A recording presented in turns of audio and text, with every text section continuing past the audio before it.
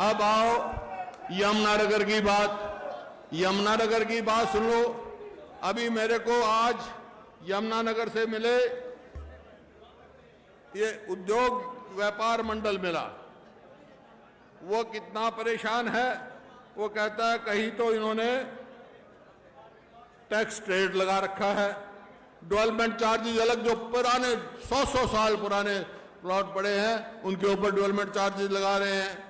Garbage tax लाखों रुपए के आ रहे हैं। इसी तरह क्या कर रखा है इन्होंने, एक नया सिस्टम शुरू कर दिया, प्रॉपर्टी आईडी और गांव में परिवार पहचान पत्र।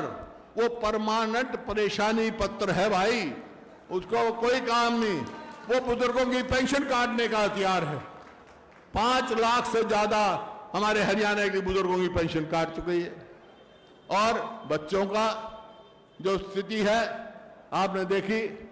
तो आज क्या हो रहा है हरियाणा में तो भाई ऐसी परिस्थिति कर दी, स्कूल में जाओ तो मास्टर नहीं, अस्पताल में जाओ तो डॉक्टर नहीं, और दफ्तर में जाओ तो कर्मचारी नहीं, क्योंकि 1,82,000 परमानेंट नौकरी खाली। एक बना रखा है वो क्या, कौशल रोजगार निगम।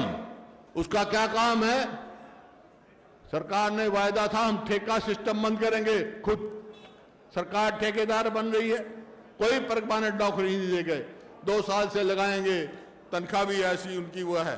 तो इस प्रकार से आप देख रहे, मैं जैसे बता रहा था यमुनानगर उद्योग व्यापार मंडल मेरे को मिला, फिर अभिभावक सेवा मंडल मिला।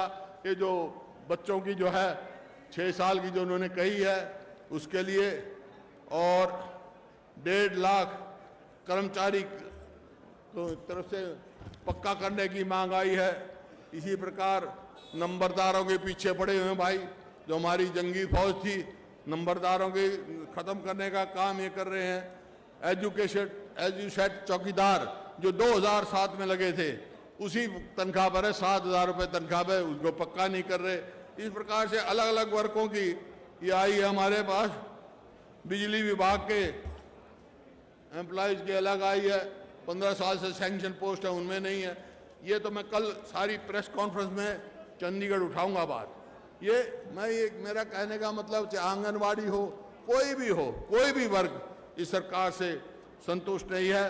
कहीं मैंने कहा अब प्लाईवुड के मेरे को मिले व्यापारी, जो ये तो भाई यमुनानगर तो जो है पॉपुलर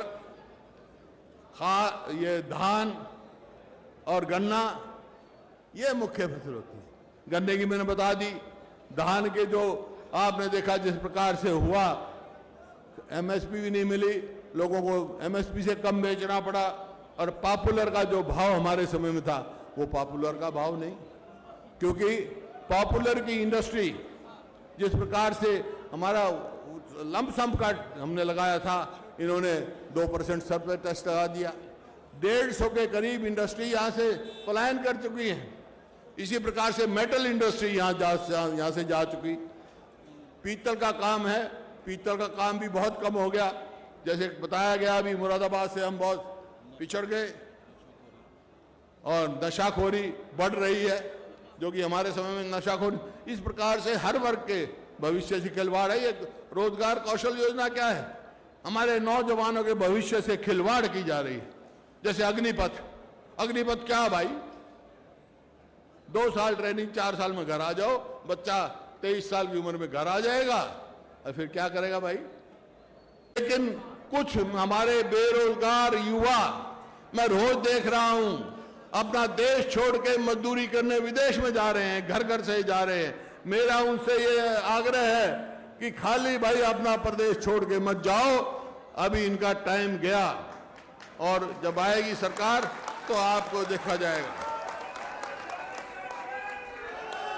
नौकरी पके ना पेंशन ना कुछ।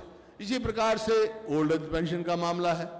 इनका मैनिफेस्टो देखो, ये बीजेपी जेजेपी सरकार बनी हरियाणा में तो क्या था, बीजेपी तो कह रही थी 75 पार करो, और जेजेपी कह रहे थे इनको यमुना पार फेंको बीजेपी को।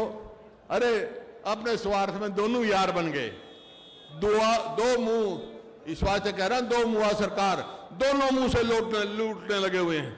यमुनानगर, इसको तो सोने की चिड़िया मान ली उन्होंने। चाहे वो रेती का मामला है, चाहे पत्थर का मामला है, चाहे इंडस्ट्रीज का मामला है, किस प्रकार से लुटाई हो रही है, किसी से बात छुपी हुई नहीं है।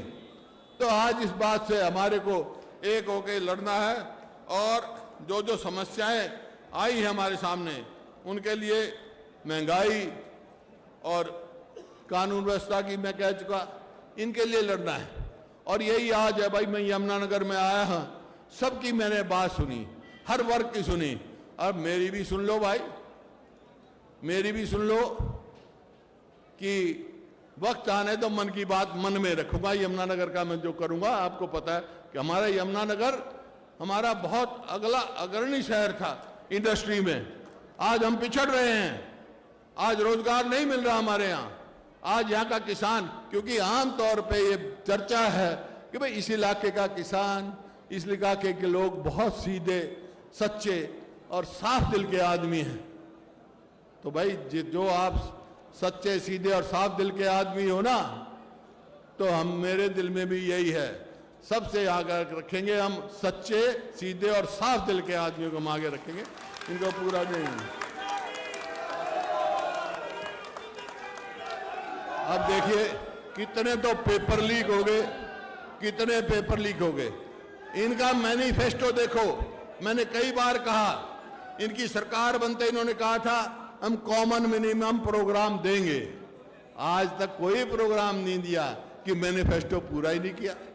हमने जो कहा, मैनिफेस्टो उठा के देखो, 2009 का उठा के देखो, 2005 का उठा के देखो, जो हमने कहा वो किया। और आज जो कहेंगे वो हम करेंगे। भाई क्या कह रहे हैं हम ये कह रहे हैं कि हमारी सरकार बनते पहला काम हम करेंगे, ओल्ड पेंशन स्कीम लागू करेंगे। और जो इन्होंने बुजुर्गों की पेंशन काटी है, इन्होंने तो किया नहीं कुछ नहीं। ये तो जैसे बकरी मिंगन करके ना, कभी 100 बढ़ा दिए, कभी 200। हम तो भाई 6000 से पेंशन शुरू करेंगे। जो 100 गज के प्लॉटों की स्कीम इन्होंने बंद कर दी गरीब आदमी को देने के लिए, वो फिर से लागू करेंगे। और किसान के लिए वहाँ हमने मध्य प्रदेश में रायपुर में प्रस्ताव पास कर दिया कि एमएसपी को एक कानूनी हम गारंटी देंगे, कानूनी गारंटी होगी, किसान को एमएसपी मिलेगा। और 300 यूनिट तक बिजली फ्री देंगे ताकि वो हो। और इसी प्रकार से जो बैकवर्ड क्लास की क्रिमिनल है, इन्हें तो 8 से 6 घटा दी, हम भाई 6 से 10 करेंगे, ताकि सबको फायदा हो, एक चपरासी को भी रिजर्वेशन मिली। और क्या वायदा किया था इन्होंने गैस के सिलेंडर का, राजस्थान में लागू कर दिया हमारी सरकार ने, कांग्रेस सरकार ने। गैस के सिलेंडर की कीमत 500 से ज्यादा नहीं होगी महिलाओं के लिए, ताकि सरकार हाँ, सफाई कर्मचारी तो इतने साल से लगे हुए हैं, उन पार्ट टाइम लगा रखे हैं, उनको रेगुलर करने की बात है। इस प्रकार से कल उठाएंगे। भाई मेरी तो एक बात है, जैसे यहाँ से बात हुई, संघर्ष देशव्यापी भी करेंगे हम और प्रदेश का भी करेंगे। देश में जो संविधान बचाने के लिए बोलने की जो हमारे को मिली है, संविधान ने दिया है, हमारी आवाज ना रुकाए, उसके लिए भाई हम संघर्ष करेंगे। आपसे 3 दिन के बाद आया हूं, दिल की बात कह गई, मैंने दिल की बात लेना चाहता हूं। संघर्ष में आप हमारा साथ दोगे तो एक काम कर लेना, 36 बिरादरी होकर हर वर्ग मिलकर अपनी कांग्रेस की सरकार बना लेना। आप अपनी सरकार बनाओगे। इन्हीं शब्दों के साथ बहुत बहुत धन्यवाद।